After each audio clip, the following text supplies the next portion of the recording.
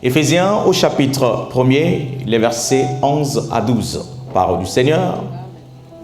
En lui, nous sommes aussi devenus héritiers, ayant été prédestinés suivant la résolution de celui qui opère toutes choses d'après le conseil et de sa volonté, afin que nous servions à la louange de sa gloire, qui d'avance avons espéré en Christ. Parole du Seigneur. Prions. C'est de toi que nous voulons parler. C'est ta parole qui nous arrose. Ta parole nous fait du bien. Que tout soit soumis selon ton vouloir. Au nom de Jésus-Christ, enseigne-nous. Merci pour tes bienfaits. Merci pour ton esprit qui va nous révéler des choses cachées afin de rentrer dans la profondeur de ta parole. Nous voulons vivre du pain venant de toi, de la manne céleste, et bien sûr en Jésus. Que le nom de Christ soit glorifié pour l'éternité. Au nom de Jésus, nous disons Amen. Amen. Asseyons-nous.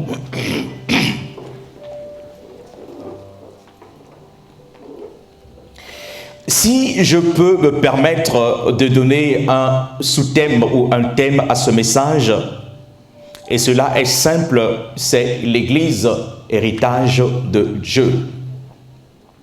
Pour reprendre ce texte qui nous est proposé par l'apôtre Paul dans le livre de Éphésiens, et nous voyons voir que c'est très important, c'est le premier chapitre qui a été ciblé, le premier chapitre. L'apôtre Paul poursuit ici sa méditation sur le mystère de la volonté de Dieu et sur son dessein bienveillant qui est de réunir sous un seul chef, et ce chef qui est le Christ. Le Christ, tout ce qui est dans les cieux et ce qui est sur la terre. Le verset 10 de ce même chapitre que nous venons de lire. Et cela faisant, l'apôtre Paul, dans les expressions ici énumérées, nous avons le mot héritage.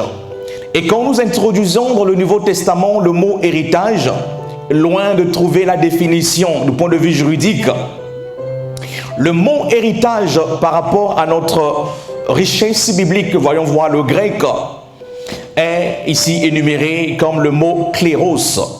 En Christ, nous avons été mis à part. Mis à part, la version Tob nous le dit un peu plus clair. Nous avons reçu notre part ou notre héritage. Ou encore la version Darby qui dit, en lui, nous avons aussi été faits héritiers. Et donc, le verbe grec ici rendu dans la traduction et qu'il le faut littéralement, le mot héritage rendu, on nous parle de tirer au sort. Tirer au sort, désigné par le sort en vue de l'obtention d'un lot. Et le lot ici, ou de l'héritage. Autrement dit, par rapport à cette belle parole, cette belle plume écrite par Paul, nous voyons ici, mes bien-aimés dans le Seigneur, la nécessité de l'héritage vis-à-vis de Dieu et vis-à-vis du peuple dans lequel il parle. Et aujourd'hui, bien sûr, nous, dans le Seigneur Jésus-Christ. Un peu plus loin, le verset 14 de ce même texte, il y a encore une autre expression, bien sûr, on parle de pour la gloire du Seigneur. Et l'expression pour la gloire du Seigneur ici est énumérée, et par rapport à notre dictionnaire biblique aussi, le grec, il parle de péripésos. Et ce mot qui veut dire ce que Dieu s'est acquis. Ça veut dire ici la possession, ce que Dieu a possédé. Et nous voulons aussi aller plus loin, parler de l'acquisition. Ce que Dieu a acquis, ce que Dieu a possédé, ce qui se trouve sous la possession de Dieu. Et donc, cela parlant, bien-aimés, et puisque nous parlons de l'Église comme un héritage de Dieu, nous pouvons dire que l'Église est l'acquisition de Dieu, l'Église est la possession de Dieu, l'Église est son bien propre, la possession de Dieu, l'acquisition de Dieu, le bien propre de Dieu. Et pour faire l'analogie avec l'Ancien Testament, le livre de Exode au chapitre 19, le verset 5, vous allez juste noter, la Bible dit, pour essayer de mettre le tableau, la manière dont Dieu a considéré Israël comme également sa possession. Maintenant, si vous écoutez ma voix et si vous gardez mon alliance, vous m'appartiendrez en propre entre tous les peuples, car toute la terre est à moi. Le deuxième verset venant, bien aimé, énumérer le fait que nous sommes en tant qu'Église l'acquisition de Dieu, la possession de Dieu, le bien-être de Dieu. Deutéronome 7, le verset 6 nous le dit, car tu es un peuple saint pour l'Éternel ton Dieu. Israël en l'occurrence, tu es un peuple saint pour l'Éternel ton Dieu. L'Éternel ton Dieu t'a choisi pour que tu sois un peuple qui lui appartienne en propre parmi tous les peuples qui sont à la surface de la terre. À l'époque, on nous parle d'Israël et aujourd'hui, cette expression, cette amabilité, cette opportunité est léguée à l'Église. L'Église comme acquisition de Dieu, l'Église la possession de Dieu, l'Église la propre de Dieu, la chose de Dieu. Permettez. Et ici, dans le Nouveau Testament, le peuple d'Israël, dans l'Ancien Testament, le peuple d'Israël est dépeint comme une part de Dieu. La part que Dieu s'est acquise pour devenir son bien propre, pour devenir son lot. Et d'où nous ramenons l'expression que nous avons tirée, et par rapport à notre jargon et à notre dictionnaire, la richesse du Nouveau Testament, le grec. Et donc l'Église qui est la clérose de Dieu, son héritage. Nous continuons, frères et sœurs, encore à énumérer et pour vous faire comprendre et ce que c'est que l'Église, la manière dont Dieu voit son Église à l'Ancienne Alliance et également aujourd'hui. Deutéronome 39, 32, le verset 9 nous le dit. Car le partage de l'Éternel, c'est son peuple. Jacob est la part d'héritage, est la part de Dieu, de son héritage, de l'héritage de Dieu. Exode 34, le verset 9. Tu pardonneras notre faute et notre péché et tu nous prendras pour héritage. Nous disons héritage. Sommes-nous ensemble, nous disons héritage. Tu pardonneras nos fautes et notre péché et tu nous prendras pour héritage. Le Psaume 33, le verset 12. Heureuse la nation dont l'Éternel est Dieu. Heureux le peuple qui il a choisi pour son héritage. Et dans le Nouveau Testament, l'Église est considérée de même comme la possession de Dieu. Le peuple que Dieu s'est acquis. Acte 20, le verset 28.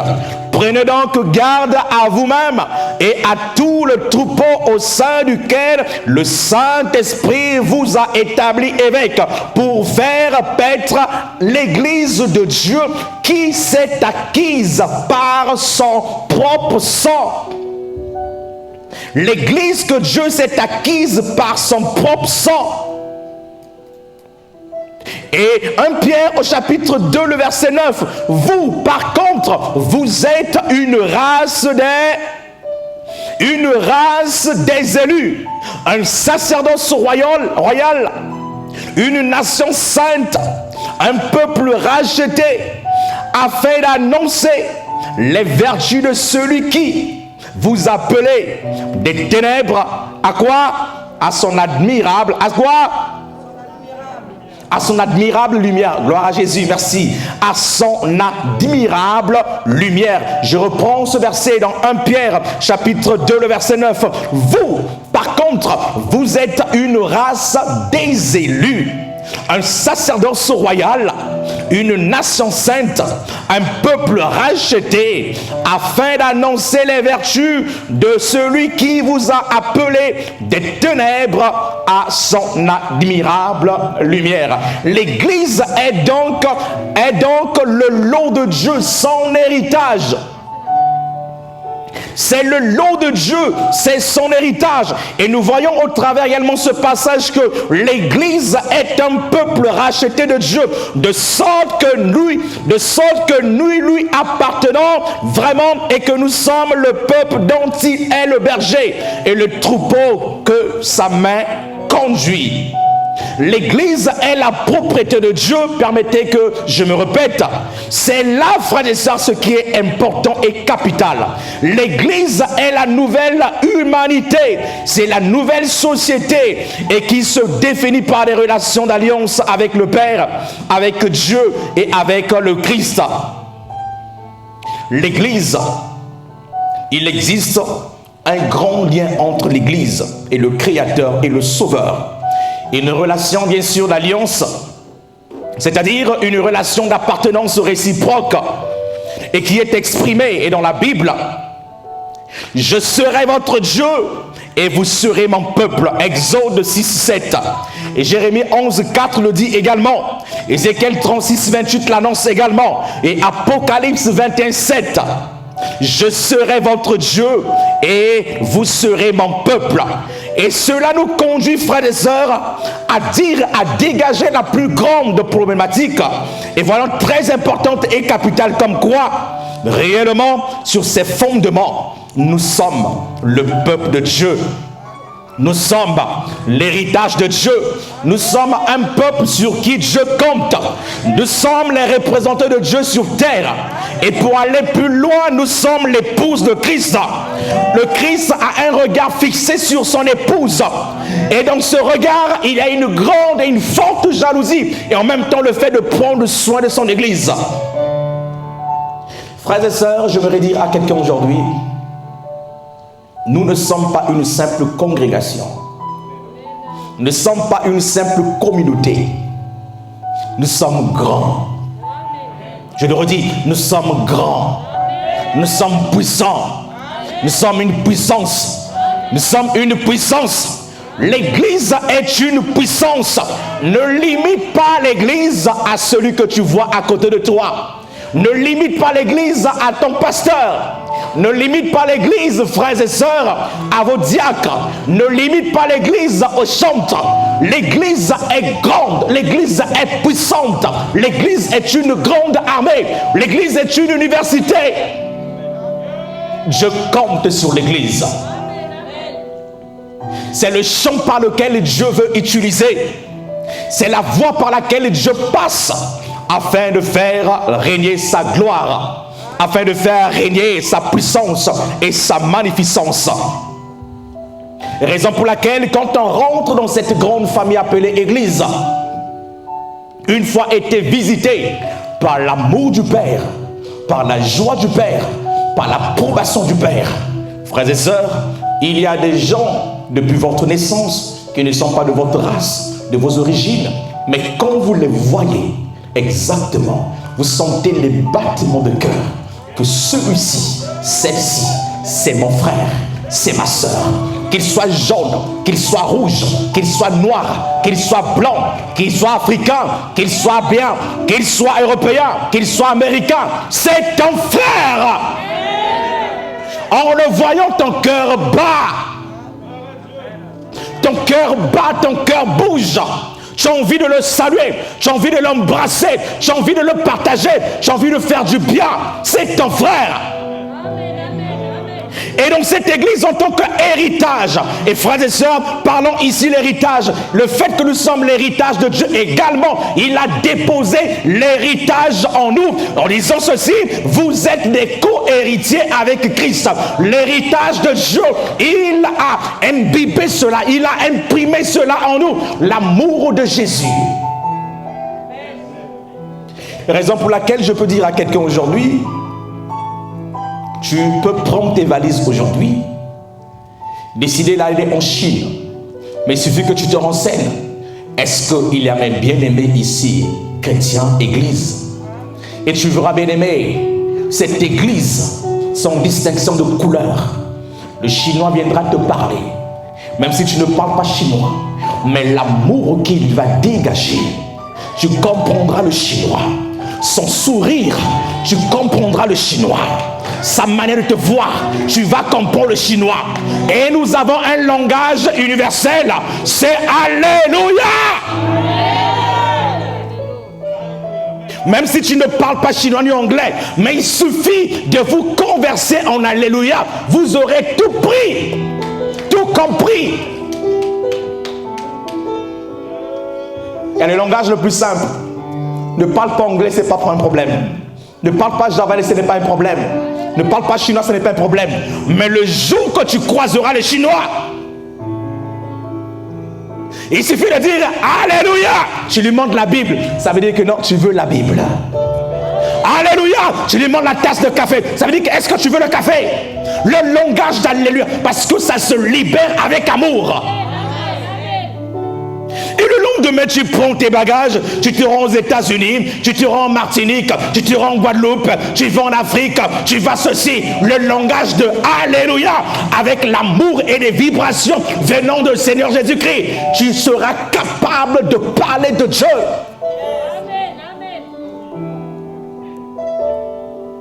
Et qu'est-ce qui fait cette distinction et toute la force? C'est l'héritage qui brûle en toi. L'héritage parle. L'héritage parle. L'héritage se déplace. L'héritage agit. L'héritage a une grande force. Vous êtes les héritiers. Nous sommes la possession de Dieu. Nous sommes l'héritage de Dieu, mes bien-aimés. Soyons-en fiers d'être chrétiens. Soyons-en fiers d'être chrétiens. Soyons-en fiers d'être chrétiens. Nous sommes un peuple de Dieu, un peuple choisi pour manifester sa volonté. En lui, nous avons été mis à part, virgule. En lui, nous avons été prédestinés selon le plan de celui qui opère, tout selon la décision de sa volonté. Et pourquoi nous en fait? Pourquoi nous? Remettez-moi le verset 11 exactement. Pourquoi nous? Pourquoi nous? Afin que nous servions à célébrer sa gloire. Afin que nous servons à célébrer sa gloire. Afin que nous servions à célébrer sa gloire. C'est ainsi que, frères et sœurs, dans les solas libérés par Luther, il parle de la soli Deo Gloria. Et pour la gloire de Dieu, à lui seul la gloire, Dieu d'abord et nous après. Dieu d'abord, le reste après. Dieu est notre cible principale. Dieu est notre joie principale. Dieu est notre vision principale. Dieu est le sujet de notre joie. Et tout cela pour sa gloire. Afin que nous servions à la louange de sa gloire. Nous qui d'avance avions espéré en qui? Espéré en qui? En Jésus. Et les héritiers de Dieu, leur cœur battent au rythme de la gloire de Dieu, au rythme de la louange de Dieu, au rythme de la magnificence de Dieu, au rythme de l'exaltation de Dieu, au rythme de la puissance de Dieu, au rythme des règles établies par Dieu. En lui, nous avons aussi été mis à part, prédestinés selon le plan de celui qui opère, tout selon la décision de sa volonté, afin que nous servions à célébrer sa gloire, qui d'avance avons espéré en Christ. Parole du Seigneur. Amen.